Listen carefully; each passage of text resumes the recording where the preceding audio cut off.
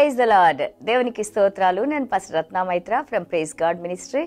ఈ రోజుని యేసయ్య మన కోసం వాగ్దానాన్ని ఏర్పాటు చేసినా ఒకసారి చూద్దాము. రోమీయులకు రాసిన పత్రిక 1వ అధ్యాయము 1వ వచనము.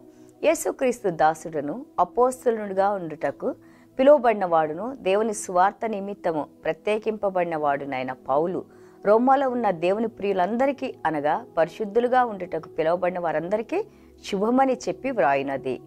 Romans chapter 1 verse 1. Paul, a bond servant of Jesus Christ, called to be an apostle, separated to the gospel of God. Glory to God.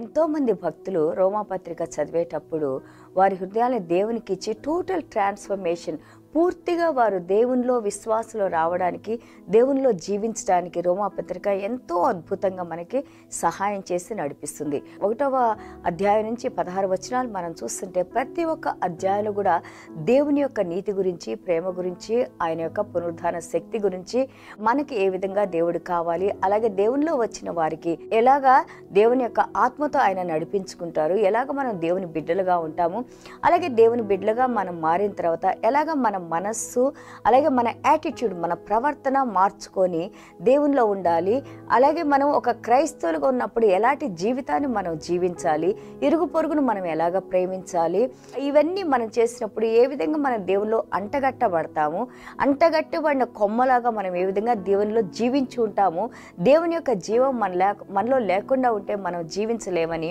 ఎంతో అద్భుతంగా ప్రతి ఒక్క అధ్యాయంలో కూడా మనం ఎంతగానో నేర్చుకొని దేవునిలో బలపడటానికి, స్థిరపడటానికి అపోస్తలుడైన పౌలు గారు అద్భుతమైన పత్రికను రాశారు. అంతేకాదు ఇది ఆయన యాక్చువల్గా రోమా యొక్క సంఘానికి వెళ్ళకముందే కొరింథీలో ఉన్నప్పుడే ఆయన పత్రిక రాసినట్టు మనం చూస్తున్నాము. ఎందుకు మనం 1 నుంచి 6 అధ్యాయాలు మనం చూసినప్పుడు తను తానుగా ఎంతగానో వివరించుకుంటూ దేవుని గురించి వివరిస్తూ రాశారు. ఎందుకంటే అప్పటికే ఈ యొక్క సంఘాల్ని పాడు చేస్తూ, అలాగే దేవుని యొక్క నామంలో డబ్బులు సంపాదించుకుంటూ పొట్టకూటి కోసం వేరే వేరే అబద్ధపు ప్రవక్తలు, అబద్ధ బోధకులు వచ్చి ఉన్నారు సంఘాల్లో.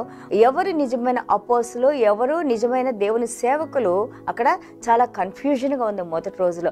అలాంటి సమయాల్లో అపోస్తలుడైన పౌలు గారు తెలియజేస్తా ఉన్నారు దేవుడు ఎవరు, ఏ విధంగా మనం దేవునిలో ఉండాలి, ఏ విధంగా దేవుడు మనల్ని పిలుచుకున్నారు, ఎలాగ మనం దేవునిలో ఎదుగుతామని ఎంతో చక్కగా రాశారు మన కోసం. ఇక్కడ ఆయన అంటున్నారు I'm a bond servant, I'm a ambassador అంటున్నారు. నేను దేవునికి దాసునిగా నన్ను నేను సమర్పించుకున్నాను. సో ఒకానొక రోజున చర్చిని హింసించిన ఆయన ఈ రోజున దేవుడిని ఎప్పుడైతే ఆయన ఎన్కౌంటర్ అయ్యారో, దేవుడిని ఎప్పుడైతే ఆయన డమాస్కస్ దారిలో దేవుడు ఆయన తెలియజేసుకున్నారో, పౌలు గారి జీవితం అంతా మారిపోయింది. తను తాను తగ్గించుకొని అన్యుల దగ్గరికి, అలాగే యూదుల దగ్గరికి, పెద్ద పెద్ద రాజుల దగ్గరికి ఆయన సువార్తని ఎన్నో దేశాలకి, గ్రీకు దేశానికి, రోమా దేశానికి, ఆ యూరోపియన్ దేశాలకి, ఎన్నో దేశాలకి సువార్త తీసుకొని వెళ్ళినట్టు మనం చూస్తూ ఉన్నాము. ఎంతో మందికి యొక్క సువార్తలో తర్ఫీదు ఇచ్చినట్టు మనం నేర్చుకుంటా ఉన్నాము.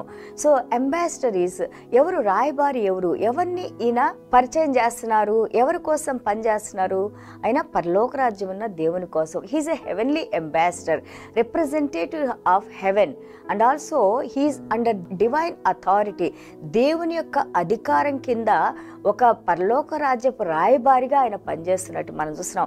ఈ రోజున నిన్ను నన్ను దేవుడు కూడా పిలుచుకున్నారు. మనల్ని ఆయన బిడ్డలు అన్నారు, దేవుని రాజ్య వారసులు అన్నారు, ఆయన పరిశుద్ధ రక్తంతో మనల్ని కొనుక్కున్నానన్నారు. అలాంటి వారు మనం కూడా ఏ విధంగా అపోస్తలుడైన పౌలు గారు సేవ చేశారో ఆ అధికారాలన్నీ దేవుడు మనకు కూడా ఇచ్చారని ఇక్కడ తెలియజేస్తూ ఉన్నారు. చూడండి, 1 తిమోతి మనం 1వ అధ్యాయము 12-14 వచనాలు మనం చూస్తూ ఉంటుంటే, God has called me in his grace and counted me as a faithful servant.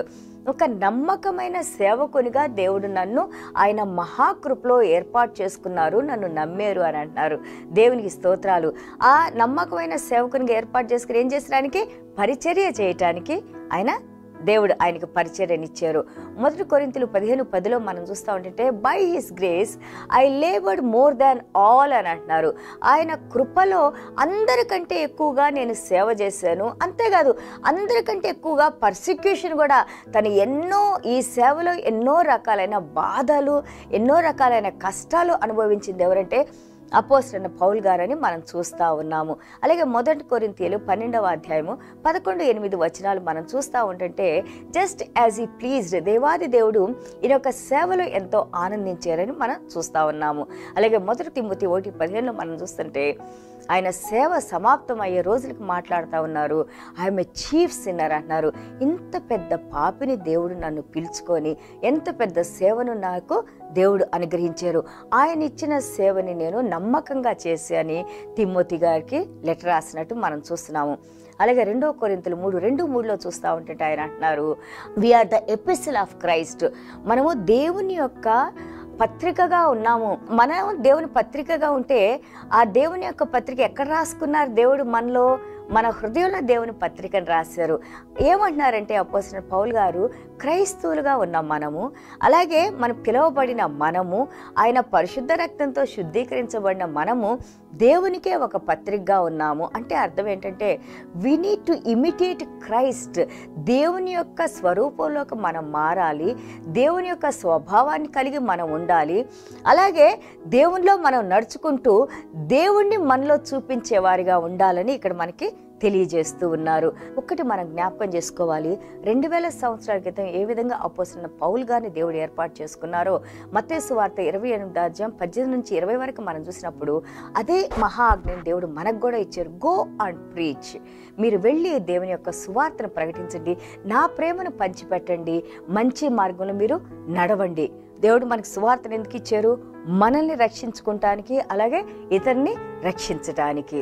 చూడండి, మనం అపోస్తల కార్యాలు 4:12లో చూస్తుంటే అపోస్తలుడైన పేతురు గారు అంటున్నారు, no other name to be saved except the salvation comes only with the name of Jesus Christ of Nazareth. రక్షణ ఎవరిలో ఉందంటే యేసయ్యలోనే ఉంది. ఎందుకంటే యేసయ్య మాత్రమే ప్రపంచ మానవాళి కోసం ఆయన బలి అర్పణగా ఆయన చనిపోయి తిరిగి లేచి ఈ రోజున నిన్ను నన్ను పిలుచుకుంటున్నారు.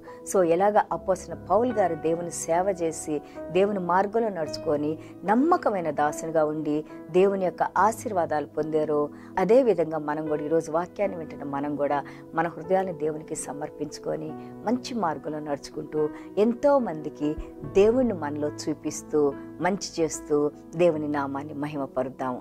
దేవునికి స్తోత్రాలు. చిన్న ప్రార్థన చేసుకుందాం. యేసయ్య మీకు స్తోత్రాలు, వందనాలు నాయన. అవును నాయన, ఒక బాండ్ సర్వెంట్ నాయన, మీరు పిలుచుకున్నారు నాయన అపోస్తులుగా నాయన. ప్రభా తండ్రి, ఎన్నో కష్టమైన పరిస్థితులు వచ్చినప్పటికీ నాయన తండ్రి, నిద్రాహారాలు లేకుండా నాయన, తినటానికి లేకుండా నాయన, ఎన్నో దెబ్బలు తిని నాయన, బాధలు పడి నాయన ప్రభా మిమ్మల్ని విడిచిపెట్టలేదు నాయన. మీరిచ్చిన సేవని ఎంతో నమ్మకంగా చేసిన ఆయన ప్రభా. ఇదిగో నాయన, ఈ రోజున మేము ఆ యొక్క సేవ గురించి మాట్లాడుకుంటానికి మేము ఏ విధంగా పిలువబడిన వారో నాయన ప్రభా, అలాగే తిరిగి జన్మించిన వారు నాయన. మీరు మమ్మల్ని సెపరేట్ చేసుకున్నారు నాయన. You set us a part Lord Father God. We are holy people Lord Father God. You are your kingdom children Lord Father God. మీ రాజ్య వారసులో నాయన మేము తండ్రి, మిమ్మల్ని పోలి మేము నడుచుకుంటానికి నాయన మీ ప్రవర్తన మాలో ఉంచి నాయన, మీ గుణాలను మాలో ఉంచి నాయన ప్రభా.